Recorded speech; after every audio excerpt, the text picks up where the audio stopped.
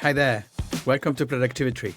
I'm Santi Tacoronte, and I'm here to help you succeed and be happier. In each episode, we'll explore new ways to work smarter, manage your time better, and grow as a person.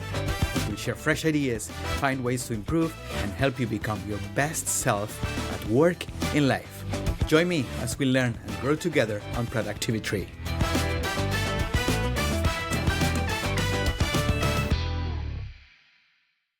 If you're into data, productivity, and working smarter, not harder, check out my newsletter, Cut the Hype, Cash the Data. Every week I send you quick tips, tools, and insights you can actually use. No fluff, just results. Sign up in 10 seconds at santiagotacoronte.substack.com. That is santiagotacoronte.substack.com. Katarina, welcome to Productivi-Tree. Thank you, Santiago. You lead transformation and innovation in a massive food production ecosystem, and also you run your own coaching business. Where does your obsession with strengths come from? And when did it click that this was what you want to pursue? That's an excellent question to start with, Santiago. Yeah, it's actually kind of an obsession. I have always been very strengths-oriented from early childhood on, without understanding why, obviously. It was just something that was natural. And I got in touch with strengths coaching over 5-6 years ago when a new leader entered the company and was looking into ways to develop his team. And actually, he asked me, well, how would you feel about strengths coaching as a coachee? And I said, I'm very interested because I have always, every 2 to 3 years, ever since I started working, I took some time to invest in myself, bigger training, a coaching, something to grow. And this is actually how I met a strengths coach, Bianca Cooks. She's based in Zurich. And I entered a one-on-one strengths coaching program with CliftonStrengths by Gallup. And the results were just super convincing. And that's when it clicked. That's when I understood, oh, that is why I function that way.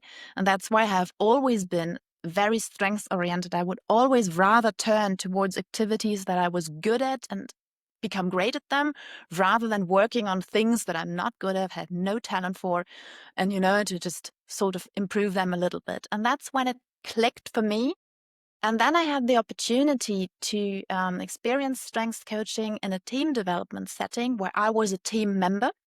And then in the third step, had the opportunity to enter strengths-based team development journey with the team I was leading.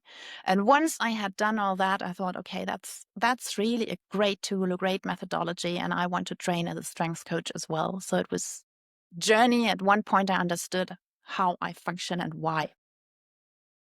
You've said that when we focus on people's talents instead of their weaknesses, we unlock results, energy, and resilience. Yet, many companies hire people, and this happens super often, and they put them to do work that they are not excellent or that are not like strength-based to succeed. Why does that happen? Well, I think first of all, companies have certain tasks that need to be done. And I believe you can't always shape the work around one person, because if that person leaves, well, what do you do? So there's some aspect to having certain tasks fulfilled. And then the second is that I believe that every job has a part of activities that you like less somehow. That's sort of my hypothesis. And when companies hire people, sometimes they're not very aware of the strengths of the person, or even the person themselves. They don't know really what they're good at. I mean, we've all answered these questions in job interviews. What are your top strengths? What are your top weaknesses? We've all been there, but it's really about translating those into behaviors. And sometimes I feel when companies, or you have a task that at first sight might not be aligned with what you're good at, sometimes it's really about finding out, but how can I use what I'm good at in the process? So it's about digging deeper and not really sticking to the obvious of, oh, that task's not a match, but thinking about how can I do this task? Let me give you an example. I, for example, used to hate doing my tax declaration. Just like fastidious task. But I do love numbers. I do love data. I do love overviews, tables, Excel, all these things. So I developed a way to do my text declaration that makes it easy, that helps me enjoy the process. And ever since then, I don't hate it anymore. And I also set a timer saying, okay, this task might not take more than whatever hours you want to spend. So playing to your strengths when doing something that you don't like, that helps. You're gonna need to explain me this process you found for the tax declaration Oh, on a sure. different conversation.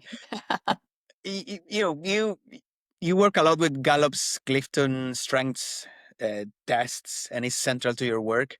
Can you break it down for people that has never heard about it? What is it about, and how is it used? Yeah. Clifton Strengths by Gallup is actually the method I chose. There are many methods out there. That's the one that stuck with me after trying many of them. It's the principle is quite simple. It's a test, an online assessment that you take. You answer questions, and that test gives you your talents or indicates your talents. Obviously, you have to answer honestly in the sense of not how you would like to see yourself, but how you really act in these situations. After that, Clifton Strengths says that every human has talents. Even the laziest ones amongst us, we all have talents. And there are 34 talent themes that exist. And the test gives you your order of these 34 talents. And a talent is defined as your most natural way of thinking, of reacting in any given situation. So your spontaneous, intuitive reaction to anything that happens to you. And then we take these talents and explore them in the sense of behaviors. How do they express? And the goal is to take these natural talents. You can think of them as a raw diamond. No, it's there, but it's not developed, and invest time into these talents, into getting to know them, into developing them, into mastering them to bring them to the state of a strength, the polished diamond. And a strength would be the capacity to almost always deliver an almost perfect performance. So that's the circle of the method, actually. Very interesting. What's one myth about strengths-based leadership that drives you crazy? Something people get totally wrong. Yeah. What people get wrong very quickly is to think that strengths orientation or strengths-based leadership will ignore problems, will ignore weaknesses, and will ignore non-performance. That's not the case. It's a different way of approaching those. It's a different way of tackling challenges and performance and of talking to people to bring them to a better performance. But that's one myth that annoys me because sometimes people will leave. It's just say, oh, it's this glittery rose world where everything's positive and nobody's talking about the problems. That's wrong. You actually get a joint language through strengths-based development and alignment. If you know what you're good at and I know what you're good at, and we know that about each other with words like neutral vocabulary, then we can talk about it in a better way. And we can also talk about it in a way that allows to say, listen, instead of saying, oh, you always do this and that, saying, okay, I can see your talent, for example, communication. If someone has communication talent, I can see your communication talent go into overdrive because you're talking a lot and you're not listening anymore. So it gives us a joint view and that makes feedback a lot easier. So what drives me crazy is when people think it's about not addressing any problems and just ignoring those or weaknesses. Um, On these lines, should companies stop talking about fixing performance gaps? Should we kill this language? What do we do about this performance gap thing?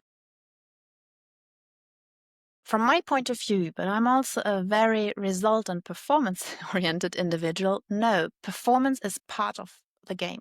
When we enter the work world, companies have goals, companies have reasons to be there. They work for profit, and even non-profit organizations work for goals. So there are certain expectations in performance, and it's a transaction. You enter the work or the world of work, and there's a transaction. You receive money for what you do. So I don't think that companies should cut that, but they can address lack of performance in a strengths-based way. In looking into it with people, most of the time when performance is lacking, it's less about technical skills. Most of the time, it's about social skills. So about strengths and talents. And what we see in strengths-based development is that your strengths and your weaknesses are not isolated topics. Most of the time, your biggest strengths can be also your biggest weaknesses if you lean into them too strongly. Let me give you an example. If you are highly action-oriented, like in the sense of less talk, more action, let's go, you will most likely bring speed and energy and drive and be very good at getting everything that's stuck unstuck. And that will come at the same time with a certain impatience, like a certain speed, a certain pushiness that if you express that too strongly can either harm yourself or totally annoy your environment. So it's about where do you put the cursor? How do you dose these talents? And that is something where you can get a lot more performance out of them because people will learn how to play to their strengths in a beneficial zone, which helps them and which annoys the environment a lot less. So that, I think, is something you can use for performance. But I believe that performance is part of the game and delivering results is not negotiable at some point. Katharina, something I have observed after being part of multiple transformations is that at some point, particularly when company objectives change or goals or strategies, people gets misplaced. Do you believe people can be redeployed somewhere else, repurposed, as word is used sometimes, if they're misaligned, or there are some people that they're just in the wrong company, and no matter how good strengths he or she has, they need to be looking for a change? That's a good question. As I said, everybody has talents. We all have these 34 talents in a certain direction. I would say in a perfect world, thinking through the principle of strengths, yes, everybody could be able to achieve any result with any set of strengths. In practice, that does not work. I've always found situations where you say, okay, this is a mismatch. With all efforts that we put in, because it requires efforts on both sides, company side and also on the side of the person. It requires a lot of self-reflection, a lot of honesty on both sides, feedbacks. So in a perfect world, yes. In practice, I think there are situations where I realize this is a mismatch because there are other factors also coming in. It might be the culture, it might be personal values. So it's larger than strengths. And yeah, in a perfect world, yes. In practice, I would say no. Sometimes you have situations that just don't match. You've worked in multi-language, multicultural settings. Does the strength first approach cut across cultures? Or do you tweak how you present it across different cultures? Is this universal, or it needs to be refined wherever you're in Asia or West cultures? In my experience, it works super well across cultures. I have led teams that were deployed over several countries with 5 or 6 different mother tongues, so different backgrounds. And what you get with the principle of strengths and Clifton Strengths is you get yet another joint language of how you speak about strengths. And you dive into behaviors. You dive into better understanding each person's natural way of acting in any situation. So what happens is that imagine that colleague that always asks 20 questions in each meetings, and everybody's there thinking, oh, okay, it's just too much. Instead of viewing that person as the annoying person who always has a lot of questions, when you dive into the world of strengths, everybody knows, oh, that person is naturally curious and wants to understand or learn, or that person is a natural challenger who's a little bit about, okay, but let's look into how we can prove this. And once you understand that, you can use that person as an asset. So it becomes benevolent instead of being annoyed. And that also works across cultures. I do think you might have a topic with trust at first, in the sense of some cultures are more open about talking about themselves, about coaching, about sharing personal things, and others might be very, very reserved. And that is a trust question that I like to address when we start strengths-based development, saying, okay, what we discuss in that room actually stays here. And then it depends on how you can move on with the culture and get open conversations about strengths within the organization. But in my experience, it really helps you also, especially with cross-culture or multicultural teams and languages. Diversity and inclusion is under the spotlight.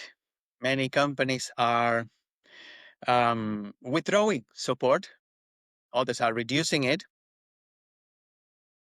The question is, can focusing on strengths be a better driver for diversity and inclusion?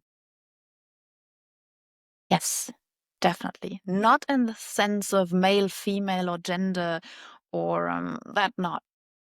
The principle of strengths, if you look at it, approximately 30 million people have done their strengths profile in the world. Huge database. I would love to have it, by the way. The probability of finding someone who has the exact same top 5 strengths in the exact same order is 1 to 33 million. Everybody's unique. There's huge diversity. And diving into this knowledge of not everybody views the world as I do is a huge booster of acceptance for diversity and inclusion, because suddenly, most of the time people believe that everybody else will view the world they do. I have a certain way of doing things, you do it differently, and I look at you and I'm like, why does he do it that way? That doesn't make sense to me, but it makes total sense to you. Once we align on that and we get into that appreciation, people are seen and appreciated for what they bring to the team, their strengths. And that's a huge booster of acceptance, of diversity, of inclusion. There are also studies that show that strengths-based development really boosts KPI. It boosts engagement, it boosts commitment, it reduces turnover. Like in the sense of plus 20% for engagement and commitment, up to 30% for the reduction of turnover. And that shows that people really feel more included and more seen. And I've had beautiful moments on teams when we focus in workshops on strengths-based appreciation, really saying, I have seen this and that behavior and it connects to your strengths of, for example, empathy. And I appreciate you for that. That's really like a heartwarming moment in most teams.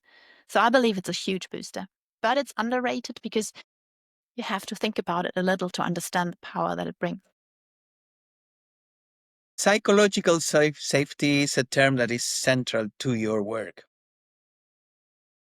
What is a way that teams or teams leaders kill psychological safety and they're not noticing it, and how can strengths-based help with it? From my point of view, that also relates to how I function. The two most effective ways to kill trust in a team as a leader. First, promise something and then don't do it.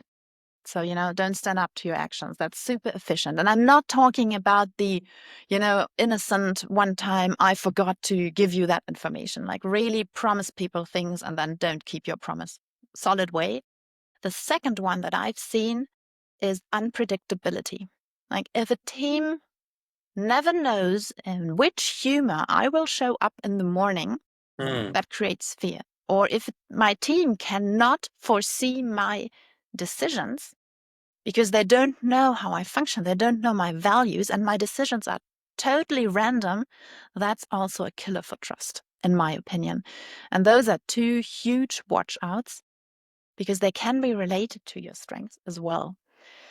And then if you act that way, in my experience, psychological safety is zero because people don't know what to expect. And what people need in general is trust. They need empathy. They need stability and they need hope. And if you act that way, there's no trust, there's no stability.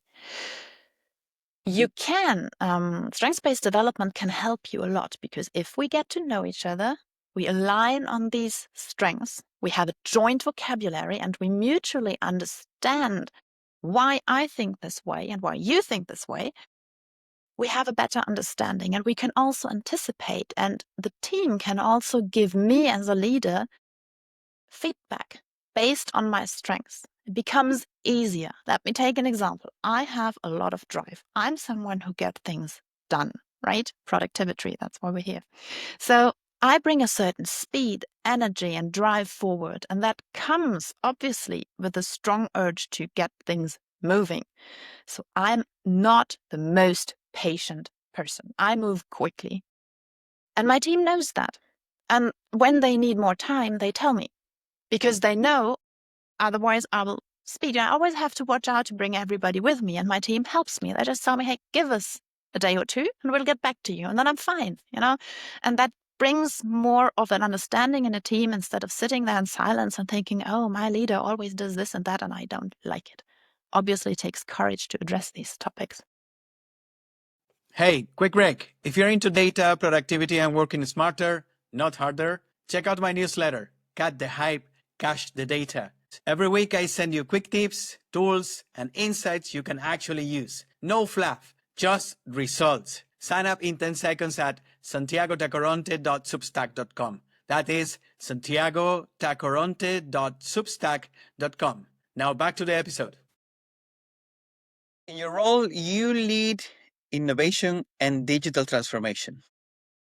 So, how do you bring strengths based coaching into tech heavy, data driven teams who might be a bit skeptical about soft/slash fluffy stuff?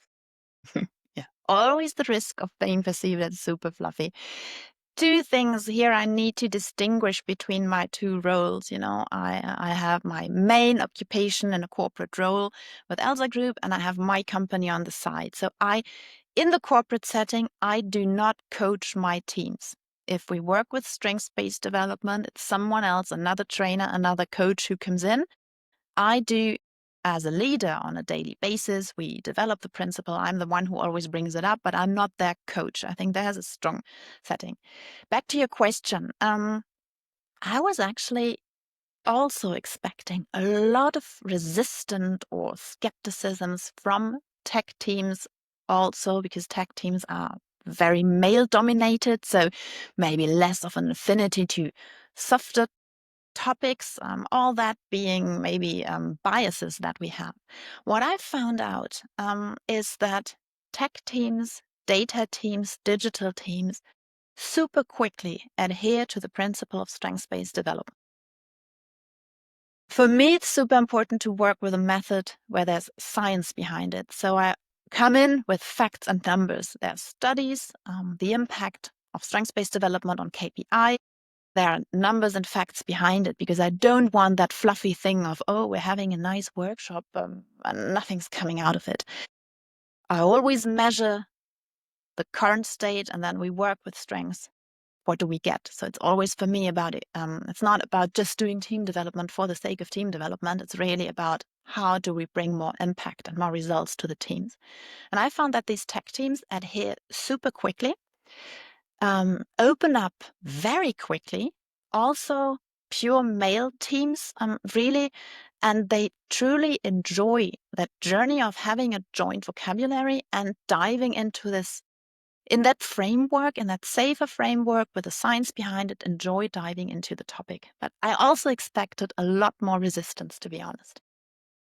How do you deal with leaders that tells you, I don't have time for coaching or this kind of things? I need results and I'm not here to coach people. I'm here to make money or to bring money to the company. That's a common problem because obviously team development takes time. If you view it, and it takes consistency as well. It's not done with one workshop and then we're done. That works forever. No, you have to be consistent to really get something out of it. The time invest is actually not that huge if you look at it over a year or two. I mean, 2 or 3 days invested, then like a push in the team meeting. But it's a common thing. And the higher you move up in hierarchy, the less people believe they need team development. That's also something that I observe. 2 different approaches again. When I work as a strengths coach with companies, if the manager or the leader is not convinced, I don't think we are matched to go on a team development journey together, because I cannot develop your team if you're not my partner. So that is set up for failure. So it has never happened to me, but I would most likely not say, okay, I don't think we are matched at that current point, because I'm not here to convince you. I'm here to support and to help. In the corporate setting, it's a lot about organizational sensing. It's about feeling who are early adopters in a company and when's the right moment to push a topic. And that's actually not only applicable to strengths, that applies to any topic. It can be a data strategy, it can be a digital project. When and how can I make the best move? And it's a lot about showing results. For some leaders, I have had leaders working next to me who have not yet engaged in strengths, but they observe from the outside. And at one point they come to me and say, listen, I think I would like to do that as well. So I don't push them that much. I present what's in there for them, what I have to offer. And from then on, sometimes drop the little drops of water everywhere. And at one point, people will move. But it takes time. If I think about it, the journey that we've taken with strengths within Micro, we've started over 5 years ago. We have an official program set up that is now led by HR, but it takes time. And it can be frustrating if you're super convinced, but I've had to learn that just because I'm convinced of something, it doesn't mean that everybody wants to move right away. Let's get practical, Katrina. Can you give us your favorite team exercise using Clifton Strengths? Something that any listener, team leader, or team member could do with their team tomorrow?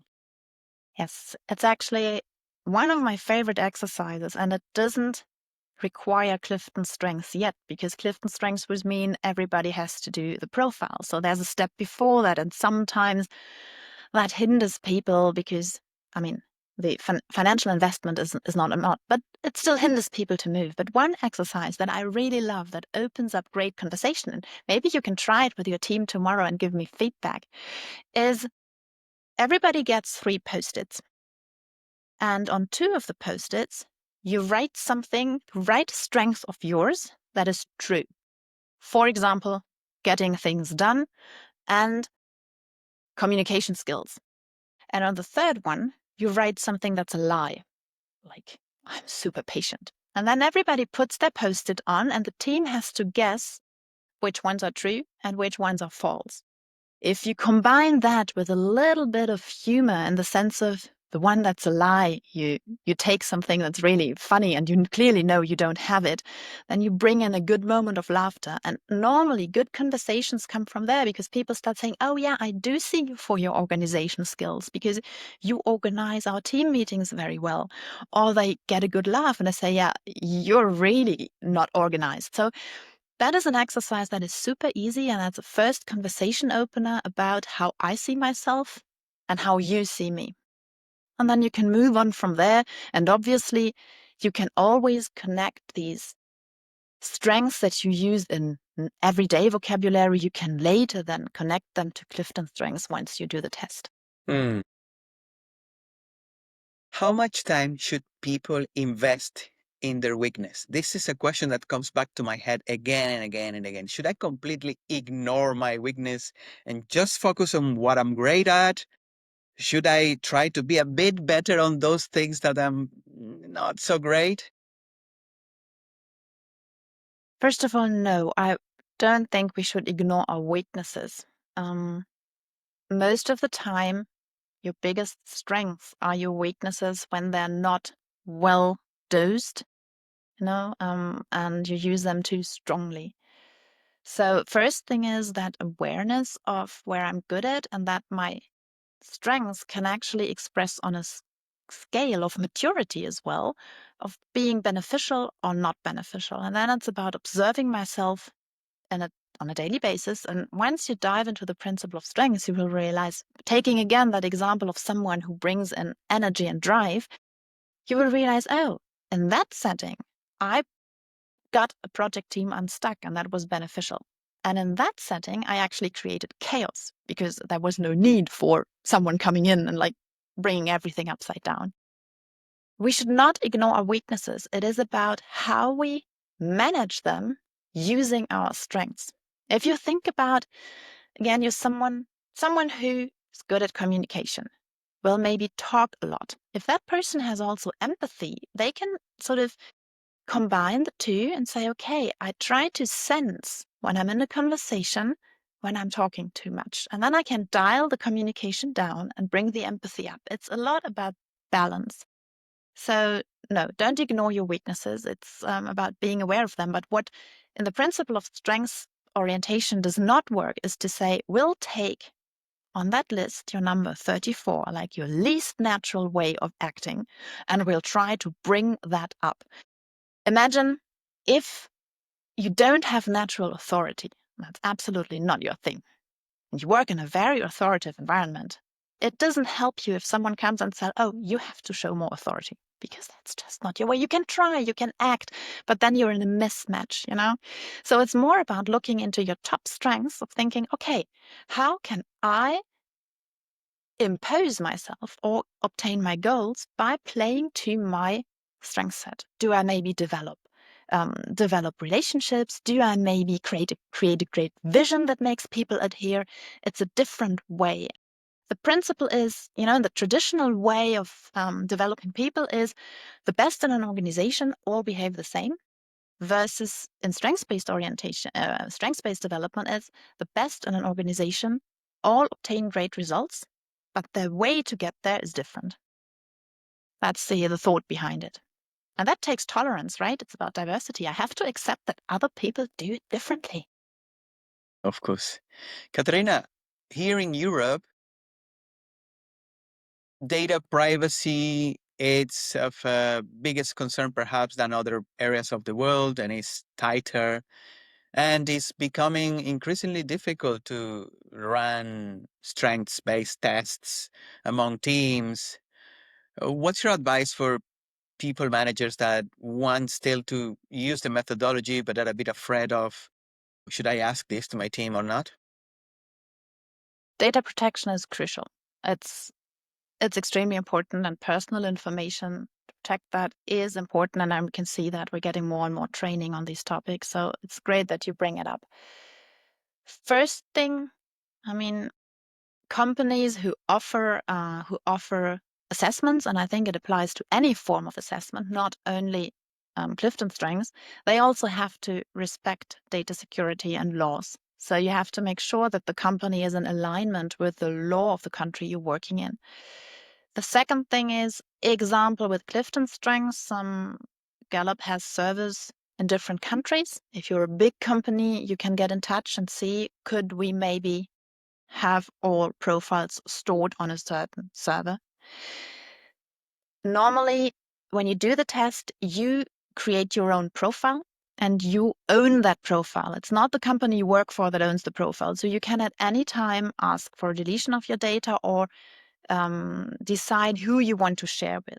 For leaders in practice, I think it's important to explain to your team also your intention, because sometimes people might get scared of, is that a new profiling device? And they will do a match of my profile and the job. So explain your intentions, address these concerns, and then also keep the profiles safe. We talk a lot in the organization about strengths because we've also, with my teams, we share them transparently, but the team agreed to do that. But be aware of the state of maturity and don't send around other people's strengths profile. That is for me a clear no-go. Let them share them if they want to. Don't make them public without them wanting to. We had a tool, for example, where everybody who registered could see other people's strengths profile, but they had to consent. And it's always useful if you bring something up to align with HR or talk about data protection to have someone who says, okay, that works in our company setting. One for team leaders. I'm sure you know the Gallup strengths list by heart. In terms of productivity, what are good pairings? What should a manager be looking into mixing to get productivity, whatever we want to measure it, output or quality? I'm going to give you a very disappointing answer, Santiago. With any strength set, you can normally reach any goal. So there should not be like the ideal combination. It's something we often talk about. Should I have candidates in recruitment? Should I have them take the assessment, for example? Because in my team is missing that, and I might look for something. I don't recommend this. Because with any set of strengths, you can reach any result. It's about how you learn to play according to your strengths. That being said, there are certain strengths that particularly love output and productivity, because the 34 are divided into 4 domains. The domain of strategic thinking, that's what I like to call the head. The domain of relationship building somehow refers to the heart. Executing, like your hands, and then influencing, which is like I bring everybody around me with it. And obviously, there are certain strengths that particularly love to produce results, deliver cross off checklists. So those in a team can play a role of boosting productivity, but others can as well. So, like a little bit of a disappointing answer, right? It's okay. I thought you would say it depends, which is probably the most disappointing answer I hear all the time. I'm just kidding. Let me save that for later. What is one behavior that um, tells you that someone is operating against their strengths? Mm. You know, when you meet people, most people have some form of USP, like something they have about their being that makes them unique, or that is their like the character trait that marks you most. Do you see what I mean? Like someone who is very positive, you will always say, "Oh, that's very positive." Someone who is very critical thinker. So those character traits, I like to call them the USP, like what you bring to the room that makes you you. In my experience, when that fades, when people do not show that anymore, oftentimes they start acting in mismatch with their strengths. And I'm not talking again about they dial it down a little bit because they realized during strengths-based development that it was actually counterproductive. But really, take the example of you have someone who brings a lot of positive energy to the room. If that energy suddenly fades, most of the time there's something happening with the person. That's how I sometimes see that. Let's do some rapid fire questions. Answer in less than 30 seconds. No, it depends, please. Okay. Clear framework. Number work. Is it better to double down on your top 5 strengths or develop your 6 to 10? Start with your top 5, definitely. You can work from them to the top. Number 2, weakness focused performance reviews. Are they still useful or they are outdated? Focus on the strengths and how you can use the strengths to overcome performance gaps or weaknesses. Number 3, what's one strength you see consistently underrated in corporate life? I would say the strengths of foreseeing risks and letting people know, because that is always perceived as, oh, the person is hesitant, doesn't want to take risks, but actually a skill of avoiding failure. What is the fastest way to spot a misaligned team dynamic in a meeting? Nobody says anything, and the leader is the only one talking. Bit more of a local one. What's your favorite German word that doesn't exist or has a difficult translation into English, but perfectly describes a team trait or a workplace behavior?